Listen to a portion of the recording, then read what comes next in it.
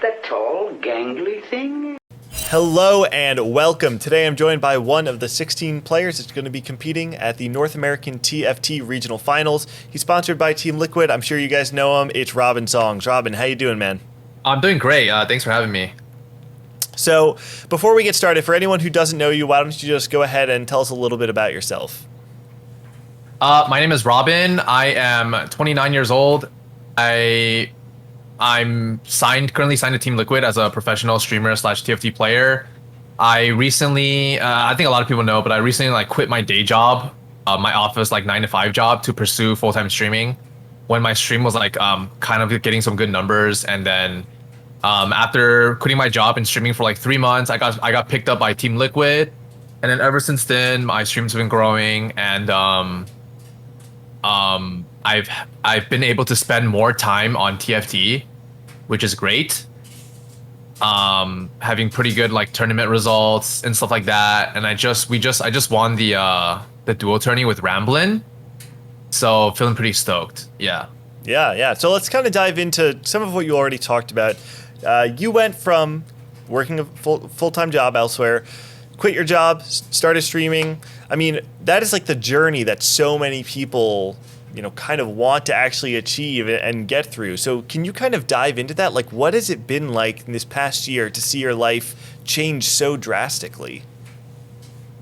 It's kind of surreal because this is a lot of people's dream job, right? You play video games for a living, and honestly, it's pretty awesome. I feel I do take it for granted sometimes, so I try not to be too lazy and stuff. I try to whenever I try to always get my hours in, try not to take days off, because if I were to work at an office job, I would not be able to take a day off, right? So trying to not to get too lazy, try not to take it for granted. But my journey's been pretty insane. Numbers just keep going up, which is great. And when I first quit my job, I was when I first quit my job, I was actually already pretty confident that it was gonna go somewhere, because it was already trajecting upwards. I don't think anyone should just quit their job when it's a super take a super risky chance. I mean, you could, but for me, I would say chances of it actually working out was pretty high. That's why I quit my day job, because the numbers were already going up, and I knew that if I kept doing it full time, the numbers will keep going up, and then probably get picked up by a team. I didn't expect to be picked up by such a big team such as Team Liquid, but that was awesome. But yeah, it's been great so far, and hopefully it can keep trending upwards. Yeah, I mean, I don't know exactly what you're allowed to say, but I mean, that moment where you're working on your stream, you're putting out content, you get an email or message on Discord or whatever from Team Liquid. I mean, what was that moment like? Oh yeah, so I think I can say this, but it was actually Soju who messaged me, and he's like, "Hey, are you interested in joining an org?" And I was like, when I saw that, I was super ecstatic. I told my girlfriend right away. I was like, "Oh yeah, for sure. I'm super interested in joining org." And then he's like, "Okay, this person will contact you." I'm like, "Oh shit. Oh, can I cuss? I don't know." It's thanks Soju. And then yeah, the TL person hit me up, and then we talked it out. And then honestly, I'm not even saying this just because I'm signed to TL, but TL was probably my top 2, maybe top 1 choice, just because I've had the most exposure to TL, not competitively before I watched their league or whatever, not because of that, but when I've ever started playing TFT, Steve has always sometimes been in my chat, and we've played a ARAM together, we've played a PBE together, and I won a TL tourney way back then, and then Steve hit me up and asked for any my thoughts about the whole tourney and stuff. So I had I had a better relationship with TL as opposed to all the other orgs. So it was actually pretty cool that they hit me up. So yeah, it was great. Nice. Yeah, I mean, it's one of those things where I'm sure when you're going full time, you're probably willing to take any solid org that would offer you a position, but for all the stars to align, you actually end up on TL. I mean, that's the dream. Yeah. So let's kind of talk about GSS. This just happened. You and Ramblin' dominated. I mean, everybody said going into the tournament, look out for Ramblin' Robin, look out for Ramblin' Robin, and in TFT, a lot of times, like, the person that is so hyped up doesn't always actually pan out and win the tournament, but you guys actually did, and you guys looked really good doing it. Talk me through, I guess, the tournament and also, like, the format of 2v2 versus, like, the traditional FFA. Yeah, it's super, like, we're actually super stoked that we won because, like, if you look at the rosters, like, they're not all, like, you know, like, obviously, like, Soju picked his in real life friend, and some people pick, like, their in real life friends, and they're not like that sweaty. There's actually a lot of teams that are actually, like, sweaty, you know, like, such as, like, GV8 and Spicy Apples. They're both two high challenger players, right? Broccoli Raditz, also two high challenger players. So, like, there's definitely, like, a lot of teams in there that, like, are as strong as us. But I think that me and Ramblin proved that not all, like, no flame, but, like, not all challenger players are, like, the same strength level. Like, there are, even though you're in challenger, there is, like, a skill gap between, like, 1,000 LP versus, like, 1,500 LP. In our case, we had two, like, 1,500 LP caliber players, whereas other players, they probably had a 1,500 LP caliber player and a 1K LP caliber player, and then they didn't, like, perform as well. Obviously, like, the people who pick their friends, like Soju and like Birdosaurus, obviously they're gonna be, like, a little bit weaker. So it is that's just like a given. And so yeah, we're really stoked that we won. We're able to prove that, like, TFT is a game of skill rather than just all luck. How do you feel about the format itself? Like, playing 2v2, do you feel like, is there any more room for skill expression than, like, the traditional format? Is there less? I actually think I think it's even. Like, in some aspects it's less skill expressive, in some aspects it's more, because there are aspects where you in a dual tournament you try to, like, grief someone else. You try to grief someone else, items, units, stuff like that. But the reason why I think it's less skill expressive is because if your partner is equally as good as you, you guys can bounce ideas off each other. So it's basically like you're playing 2v1 kind of. So if you're to play by yourself, like, let's say I was to play by myself, I probably I would not have a second option. I'd probably make a mistake here and there. But now that I have a second option, I probably don't make that mistake. So, like, let's say, like, a lot of games when Ramblin got eliminated first, he was, like, backseating me to helping me, like, how do I scale my comp into a first place. I probably wouldn't have gotten to first if it wasn't for him. So that, in that way, it's, like, less skill expressive, I would say. It's probably, like, I would say, like, it's easier to play with a dual partner that's good. And then, but, like, if your dual partner is, like, worse than you and he's asking you questions, then, like, it's more skill expressive, I guess, like, because you're like spending your time telling him what to do plus doing your own stuff, right? But as far as, like, you know, like, putting in units here and there, like sacking one round on purpose if he's in your pool, griefing out units from other people, like, that's more skill expressive. All in all, I think it's more fun than solo. Like, I'm always, like, very excited to hop into call with Ramblin and to get into a game. It doesn't really feel like a tournament for me. It's, like, more fun. It's, like, less serious and more fun. If that kind of makes sense. It's, like, less pressure, honestly. Yeah, it's definitely a format that I think a lot of people had a lot of fun watching, and something that we could definitely explore in the future.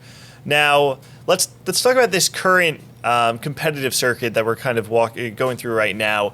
In set 4 and 4.5, I mean, you were a strong player. Don't get me wrong. You were definitely a very good player, but it feels like something changed in set 5.5 or set 5 and 5.5, where Robinsongz went from this really strong player to an elite tournament threat. Now, even one of the favorites going into regionals, depending on who you ask. I mean, what has changed in the last set that really allowed you to turn on the Jets? Dude, honestly, I don't know. Yeah, like, as you said, like, set 3, set 4, I was never, like, top player. I was just, like, middle of the pack challenger player. I don't know what it is about this set, but, like, people started placing me higher. Like, I saw your video with Pokygom. I was actually super surprised that he picked me as regionals. So I was like, what the hell? And then I was watching Teamfight talk show with Soju, and he ranked me, like, 3rd. And he actually thought it was really good, which is it was like news from Soju, because he never says I'm good. And he never ranks me top. He always ranks me in the bottom. So I was like super surprised, and I honestly don't know why, but I guess it's because like now I'm full time. I'm like 100% in this. Also, I've been like playing a lot. I've been playing like, you know, I've been streaming 8 hours a day, but I would also play like off stream sometimes. But yeah, and then Stocks said that he thinks that like I'm the most improved player. Wow. From like set 4 to set 5, so that kind of like meant a lot. I honestly think like I'm not trying to be like humble or whatever. I think people are overrating me a little bit. But I definitely think I became a better player versus set 4. I think I'm just like improving every set. So, yeah. Yeah. Hopefully, we'll see that trajectory keep moving on an upward trajectory. Yes. Now, we have regionals coming up this weekend. Obviously, you and every other player that's in it is preparing. I'd love to know, how's your preparation going? Obviously, there was that match history bug where people couldn't really look at each other's lol chess profiles, get match history that way. But how's your prep been going? For me, I'm not doing that many things other than playing the game. I'm just like, I think the best way to prep is you need to spam as many games as possible. You can never play too few games, because there's certain situations that come up one in every like 100 games that you cannot practice for unless you're in that game. So my prep is I'm just gonna spam like infinite games. Try to get really comfortable with my transitioning. I'm probably gonna lean like, there's like a couple comfort comps I'm gonna lean towards. But have a game plan set, and not like right now. I think it's a little bit too late to look into like meta TFT, look what comps like secretly OP and then practice it. I think it's too late for that, because you're not going to get good at the comp for like in like a matter of like 2 or 3 days. So I'm just gonna practice the comps that I'm comfortable with, and then like get it to as close as perfect as possible with those comps. I'm nowhere near where I want to be right now, because like in the tournament with Ramblin', like I played a few games of like Lucian affiliates. You just can't make any mistakes, honestly. Like when you're playing in a tough tournament like regionals where everyone's good, one single mistake can cost you like multiple placements. What I mean by mistakes is like you cannot like, you know, sometimes when you're like transitioning and you roll down till the last second and you put your items on at the last second, you don't even scout or position. Like you cannot do that. You cannot just lose a free round ever. Like a lot of people at 4-1, 5-1, they lose free life because they didn't scout, or they didn't put their items in time, or like their board is just like scrambled for like one round. Like that cannot happen. So everything needs to be like perfect. Like you need to like transition fully, super quick in like 20 seconds, put all your items on, and also leave 5 seconds to scout and stuff like that. And you need to be able to do that with every single comp. So yeah, I'm working on that. Now, bouncing off of that, looking to the actual regional competition, if you had to predict which 3 players were going to be representing NA at Worlds coming out of regionals, what would your predictions be? Okay, not including myself, I'm gonna pick 3 other people. I think one is Bertosaurus for sure. Almost single-handedly dethroned me and Ramblin'. Not saying that his partner was bad, but his partner was like a GM master player, right? So he's obviously like not as good as like the high challenger players. But Bertosaurus alone racked up so many points that he almost like beat us. I'm pretty sure Bertosaurus got like Pokygom or some sweat as his partner. Then he probably would have won. So I think Bertosaurus is looking really, really strong into this tourney. Very, very consistent player. Knows how to scale his comp into a first place a lot. That's my one pick. My other pick, I was going to pick Socks, but it seems like he's super busy with his real life, and he just had a baby. So like obviously he's not going to be in peak form. Yeah. So I actually don't think Socks will be one of the 3. So my pick is it's going to be Bertosaurus, and I think it's going to be I'm going to go with like Nubao Setsuko, because I think Nubao is like he's like, what's that word? He should be winning a tournament now, or like he's long overdue. He's due, yeah. He's like long over, like he's due for a big tourney win. Yep. And I think he might show up this time. Also, I think he's tired of everyone calling him a tourney warrior, so he's gonna like sweat it out. And I think Setsuko is looking really, really strong right now. He's like slowly just like sneaking into rank 2, where Setsuko and Nubao always are rank 1 and 2. My picks are going to be Bertosaurus, Setsuko, and Nubao. Interesting. I think those are picks that maybe not everyone would actually agree with, but it's always interesting to hear the opinion of someone who's actually playing against these players, in ladder. Now, the world's representatives are starting to form like all over the world now. We have EU, we have Latin America, Japan has their representative as well. Wow. Where would you rank NA globally based on what you've seen? And are there any regions in particular that you're concerned about or afraid to play with when it actually comes to tournament? Okay, I actually don't know anything about other regions other than EU West. I watched the EU West regionals. I didn't watch the whole thing, but I like skimmed through it. I think EU and NA are pretty equal in terms of skill, to be honest. I actually don't think they're that strong this year. I think they were probably stronger last year, but yeah, because I don't really know the players this year, but they're also really good. But comparing to NA, I think they were about equal. I can't comment on Japan or Korea or China because I don't know who's coming from there, so I don't know how good they are. Yep. But I'm excited to watch Worlds or attend Worlds and then we get like a player profile and stuff like that and see who's like a beast. Yep. Yeah, definitely. It's always fun to see all the different regions come together and learn a little bit more about each country's or each region's player base. Yeah. Now, as for NA, the competitive circuit this year has changed quite a bit. One of the biggest things was the removal of the open bracket.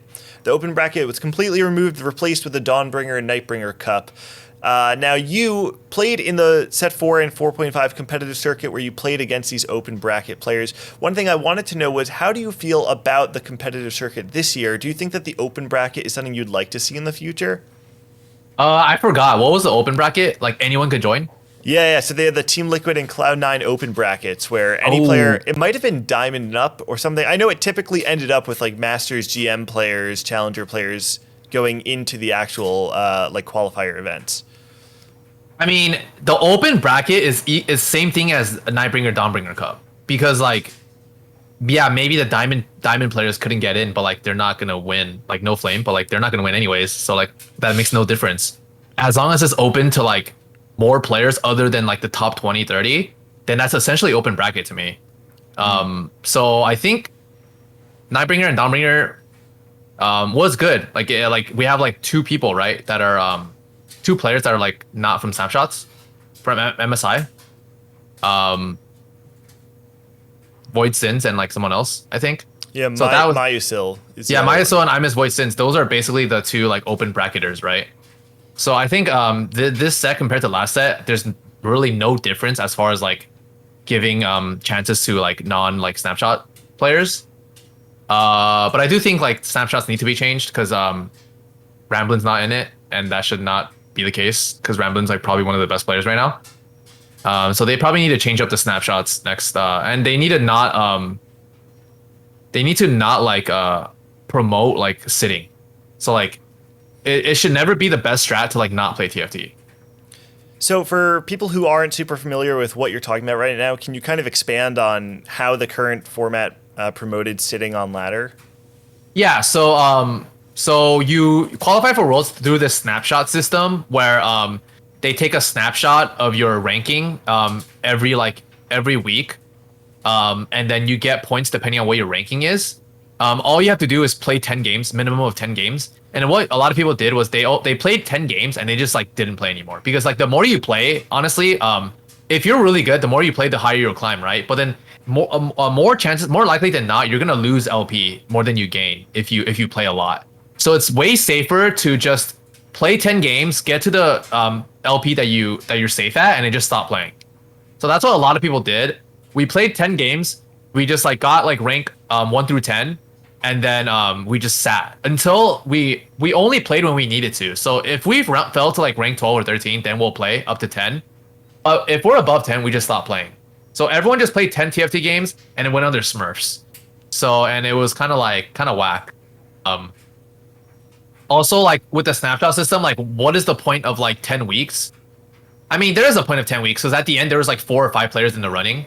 But like if you miss 1 or 2 weeks, you're just out of the Worlds, which is kind of crazy. But I'm positive that they'll make it better next set. Yeah, I mean, every set, every year, the format's been changing, and overall, I would say it's been improving and getting, becoming a better and better experience for the competitive player. So I'm confident in it as well. Yeah. Now, something else that changes every set is the set mechanics, and ever since the introduction of set mechanics, they've been relatively controversial. I mean, especially Galaxies and Chosen. However, it seems like the Radiant items and Divine Blessing have been a pretty positive reception from the community. What are your thoughts on the current set mechanic versus the ones of the past? I think this set mechanic is great, and if they're gonna take it away for next set, I think a lot of people are gonna like miss it a lot. Just because like the Radiant items and the armories, they help you so much with your itemization. You're never stuck with like only defensive or only offensive. Whereas like past sets, you can get all defensive, you can't even play the game. Whereas this like itemization feels way better because you can actually like you can slam a lot of items early game and not be afraid of like being out of items, which is like a really great feeling in TFT. I don't know if they're gonna keep it, but I hope they keep like armories or something. But it's gonna be really weird not being able to like get like I mean, it's just gonna go back into the pool of like creep round, right? So creep round, you'll probably get dropped more random items. So it's more randomized, basically, more RNG, instead of like where you get to pick. I didn't have a problem with Chosen. I guess it felt really bad if the opponent got like a perfect Chosen. But Chosen, thinking back, like Chosen actually made the game more flexible because like right now, like depending on your opener, like I won't say 99%, but like 90%, 80% of the top players are gonna do the same things all of stage 2 and 3, probably. Every game is gonna look identical. It just comes to the, like what units you get, right? And I think Sock said like Chosen made the game really skill expressive because depending on what Chosen you get, it'll change your early mid game quite a lot. So everyone is taking like a different route. Whereas like right now, everyone whatever they're given, they're taking that route, and it's like very like I don't think it's that skill expressive. But yeah, I do like the Radiant items and the Stimmy package, 40 HP. I am like neutral about it. I think sometimes it feels really good as a comeback mechanic, but then sometimes it feels really bad. Like if it's just like a really good Stimmy and like you're like and then someone like 40 HP, he hits like if the Stimmy is like 2 Nikos or something, or like 1 Niko, and they already have another Niko, they just get a free KO too. Like that's what happened in the tournament. Broccoli had a KO and he had a Niko, and he got a Niko from Stimmy, and then he got KO 2 at level 7, and he got first. So it's like I don't think Niko, like, okay, they need to change Niko. Like, I'm cool with Niko, but you should never be able to double Niko the same unit. I think if you do that, it'll change. It'll help it a lot because double Nikoing is too broken. Interesting. Yeah, that's I actually haven't heard that before, but I could definitely see the argument behind it. There's definitely been times where people are able to just snowball the game super hard because they had that double Niko and a high roll 5 cost on 7.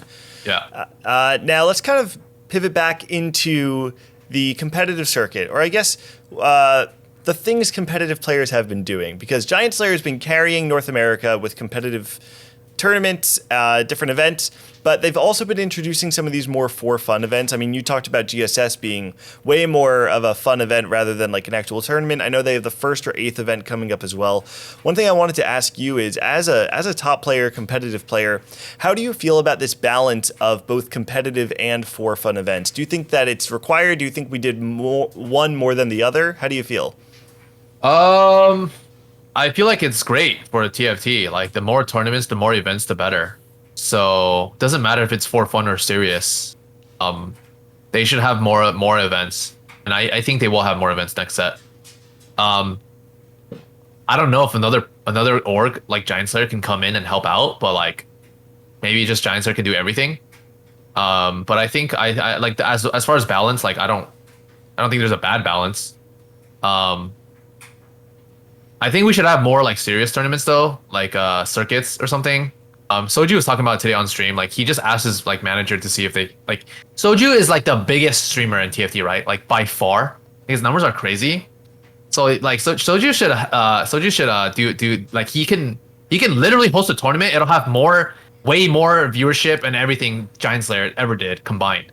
So Soju actually has a lot of power in his hands, and like I told him in chat, I don't know if you read it. I was like Soju, you're like the leader of TFT. You gotta like show us the way and like, you know, bring about like, I mean, it's not his job, but like, you know, he can if he really wanted to, and like he's like not lazy and stuff, like he can host like a bunch of tournaments. He won't like, it's not out of his pocket, you know, like maybe he has like a lot of sponsors, or like other people can set up the format for him, and then like he can also start a podcast, you know. A lot of people would want to watch like podcasts with like the boys, whatever. There's so many things he can do, but yeah, it's not on him, but I do think more events the better for TFT. Yep.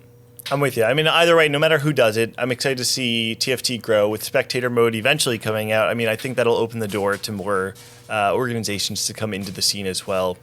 But Robin, that's actually everything I have for you. Thank you again. I mean, you were my first interview that ever came on. I really appreciate you coming on again. Yeah. Before we go, is there anything you wanted to shout out? I don't know if you guys have checked out the TFT Chinese mobile app, but like it has so I haven't checked it out yet, but I heard it has like so many functions. It has spectator mode. It has set 1. I think it has all previous sets or something. And it has like replay mechanic or something. You can replay the fight. You can replay, like you can view every board at every stage. Like, and they have like cool, like really cool little legends. So that app just showed how much more the game can be expanded. And I hope Riot looks at that and not copy them, but like it kind of shows them that there's a lot of potential in TFT, and they can provide more manpower for the TFT team. Yep, definitely. And I think that's it for me. Okay, well, I appreciate it, Robin, and I do want to just say I believe that app was actually made in partnership with Riot. I want to say more, Yes. or someone said it, so it was done with Riot. So what that tells me is if they can make it for this app, it's probably in the pipeline somewhere for PC. So I'm hopeful. Yeah. I think it's going to be there in the future. Hopefully it's sooner rather than later. But again, Robin, thank you so much for coming on here. And for everyone watching this video, thank you guys for watching all the way through. For more TFT coverage and content, make sure you guys subscribe, and I'll see you next time.